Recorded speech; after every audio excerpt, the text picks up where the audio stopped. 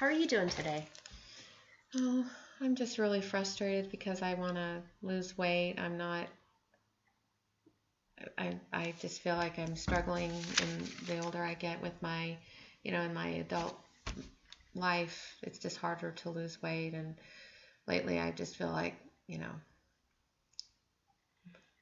it's something that I need to do. Is that something you'd like to work on in here? Yes. So it sounds like that's been something that you've been wanting for a long time. Yeah, but I think it's time to do something about it. Okay. So I have a technique that I would like to use with you. It's called cognitive behavioral therapy. And what that really looks at is looking at evaluating and assessing the cognitive structures that are going on for you and sort of how you think about losing weight and how you've thought about it in the past and how those thoughts are influencing your feelings, which are influencing your behaviors. Does that sound like something you'd like to try? Sure. Okay. So, to begin with, I think it's really important for us to examine your thinking. And in order to do that, we have to kind of go into what it's like for you on a daily basis of the thoughts you have around your current weight and what you'd like to lose weight. Okay? Okay. So I have an acronym that I use with people before we get to the goal setting part of this. And I'm not going to set goals for you. I want to encourage you to create your own goals and explore sort of what you feel is needed in order to be realistic and achievable and obtain your goal. Okay. So the first part of it is the B, and that stands for behavior. So we really want to look at what is it that you would like to change. I like to change the way I look. Okay. I like to change my weight. Okay. And this technique is really important for you to be as specific as you can be with when you say change your weight by how many pounds, and change your look by how. Where would you like to lose weight on your body? Well, I'd like to lose about 20 pounds, and I'd like to be, not a size 14, 16. I'd like to be a size 8 to a size 10 if I could. And I want to, I think that will make me look better. Mm-hmm. Okay. So you're just thinking about how it's going to make you look. What about how you feel? Well, I think I feel, now I feel like a big fat pig. Mm-hmm. But I know that's not true. I just get sad and angry and frustrated about my weight, and I don't know what to do. So which one of these emotions is the one that's you feel is getting in the way of your losing 20 pounds and is the most problem for you? Probably the frustrated. Mm-hmm. Because out of that comes anger, and then I just give up. Mm-hmm. I just throw my hands up and say, what's the use? Mm-hmm. Okay. All right. So you believe that frustrated comes from what? I don't know. Okay. Being fat. So it's coming from your thinking. Yes. And your thinking is affecting your feelings. Yes. Which is affecting what you end up doing. Correct. So now I'd like to move on to the S of basic ID, which is the sensations. And in order to really plan a goal, we have to kind of look at your thinking, your feeling, and also your body. So in the past, when you have exercised, what have been some of the unpleasant feelings that you've encountered either during exercise or after exercise? Sometimes I tend to overdo it, and so therefore I, maybe a sore back or sore hip or something like that, and that sometimes makes me not want to exercise anymore. So Is that during or is that after? After definitely. Okay. And how do you take care of that and yourself around that? Well, I mean, I usually, use ice and aspirin or Advil or whatever, and and sometimes it lingers for a few days, and so then I feel like, well, I can't exercise because I'm going to be sore, and so then I just fall into that, what's the use? And so how many days after when you've exercised and you start feeling these sensations, is it before you then exercise again? Oh, probably a couple, 3 days. But like I said, I only exercise once a week now, so it's probably, once a week because, I'll be hurting, while I go back to work, and then nobody, wants to exercise when they hurt. So, it's just, I make excuses. I mean, I don't think that is necessarily an excuse. I mean, it's a reason for not exercising, definitely.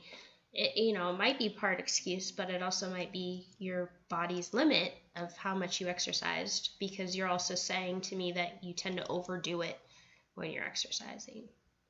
Yeah, I guess I want to see results, and so therefore I kind of go gangbusters at it.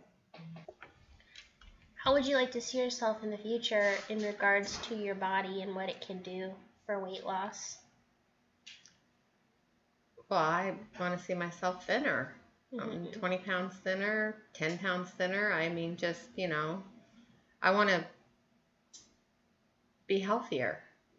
I want to look younger or feel younger, have more energy. More energy, more youth.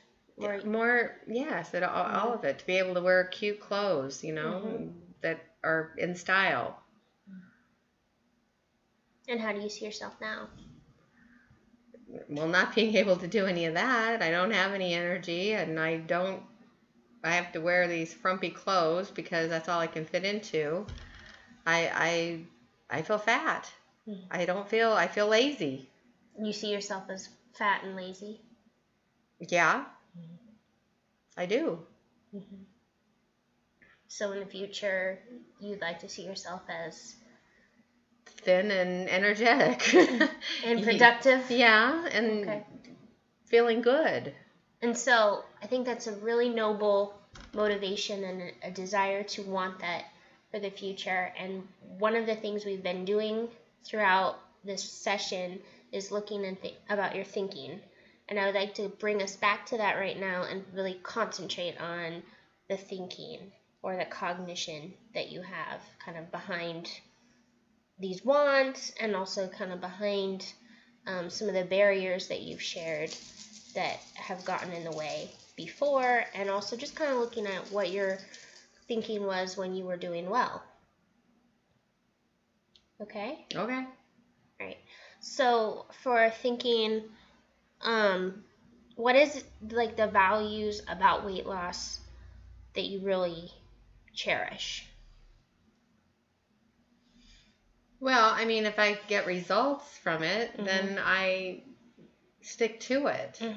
I seem to fall into going to a certain point and then thinking I can, I'm okay, and then I fall back into bad habits. So I think if I do get a routine going and concentrate on that, I can be more successful. Then I don't give up, and as it becomes a routine and more habit, it will make me more successful. So you value success. Yes. You value having a schedule and routine. Yes.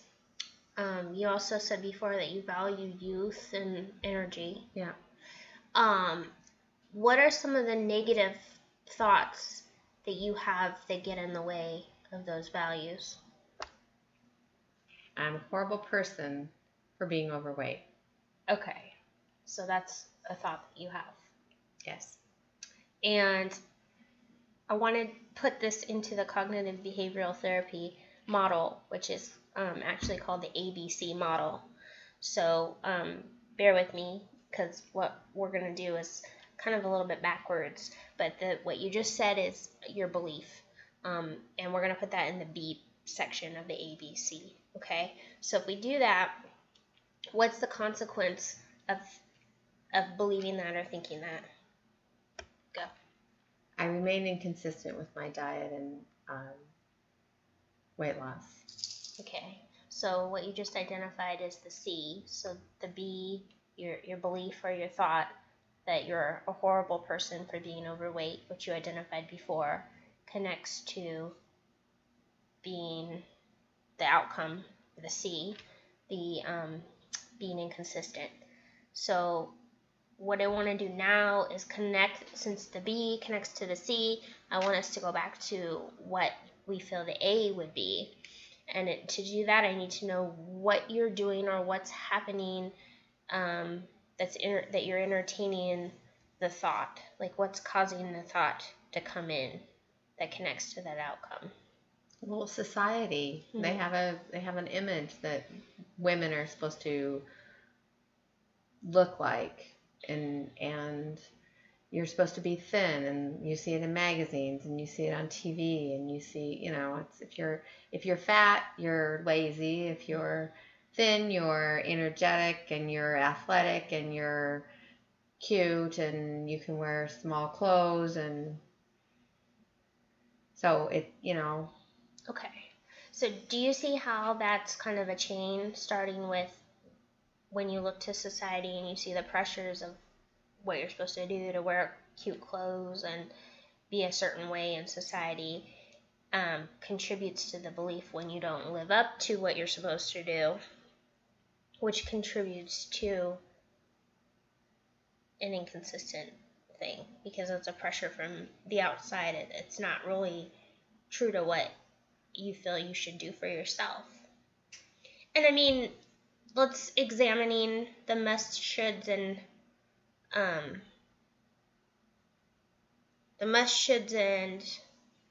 ought tos, where those are coming from, is an important source of tension and pressure. So now I think it's important for us to try to reverse some of this with past successes that you've had. So can you tell me a little bit about your past successes with weight loss and dieting? Well, I did Nutrisystems and was successful about 25 years ago, and then most recently about a couple years ago. Mm-hmm. But that to stay on that consistently for months and months and months, it costs money, and it's not realistic when you look at it as a long-term thing, because you have to learn how to eat normal food. But my problem isn't so much the way I eat, it's more getting enough activity in my week of so that I can have that energy and have sleep better and all those things. So it's not so much eating, it's I know how to eat right, I find the excuses of not maintaining exercise. Based off of what you believe. Yes. Okay, so if we look back at when you were actually doing well with your exercise and your dieting, what were some of the thoughts you had about yourself? Like when you saw the pounds going, when you it was nice. It made me feel really good. It was I felt thin. I felt pretty. I felt and people noticed that I was losing weight, and that made me feel even better. Did you still hold the belief that you were a horrible person for being overweight at the time? I don't think so. I don't think I thought about that. I think it was more having to keep doing it. Keep it going. Okay, so your C was different at that time. You were consistent in your weight loss and dieting. And do you think the B was the same or different? Probably a little different. Probably. What was it? I'm a good person. Mhm. I could see that I could be consistent in dieting and exercise, Okay. and I was happy about it. Okay, so your B and your C completely changed. That your B was that you're a good person, and your C was you were more consistent with exercise. What did that look like? How often were you exercising? Um, I think 3 times a week. Mm-hmm. I was doing jazzercise, so I was going 3 times a week. Okay. Before when we did the other ABC chain, you mentioned that society was with the models and cute clothes for smaller sizes. That was kind of an activating event for thinking you were a horrible person because you were overweight. What do you think when you had success and you had the belief that you were a good person? What do you think the activating event of that chain was? It was me. Mm-hmm. It was me being able to do something consistently over a period of time, and that made me feel good, not just outside but inside. Okay, it's great. So, do you think that if you, and this is sort of my hypothesis for the situation, that if you say to yourself, I'm a good person, when you exercise or before you go exercise, that will actually help you to be more consistent? Probably. Okay, so I just wonder if you're willing to try out. I want to like assign you some homework at the end of our session, because like I said, a lot of the work we do in here is really going to be up to you to work on out there. If you're willing to try out saying in the mirror to yourself at least 3 times a day, I'm a good person. Okay. And seeing if you have more consistency in your diet and exercise, and seeing if you can be an overriding active event versus society and the models and everything like that. I'll try. Okay. And then earlier, you had mentioned to begin with that you wanted to lose 20 pounds. And then later on, you had said either 10 to 20 pounds. So I was just wanting to make that, it was not clear to me what that was and make that a little bit clearer to both of us. So what would you like to kind of start with? Well, I think 20 pounds is too much. I think 10 pounds would probably be more realistic. Okay. In a short-term goal. Okay. And I can do that. I mean, I can start with that, and if I achieve that, then I can do an additional 10 pounds. And I like what you said about a short-term goal. One of the things that works really well with this technique and this model is kind of picking a date that you would want to have lost 10 pounds by. My birthday. Okay, which is?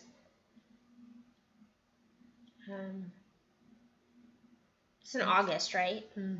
August 21st. Okay, so losing 10 pounds by August 21st.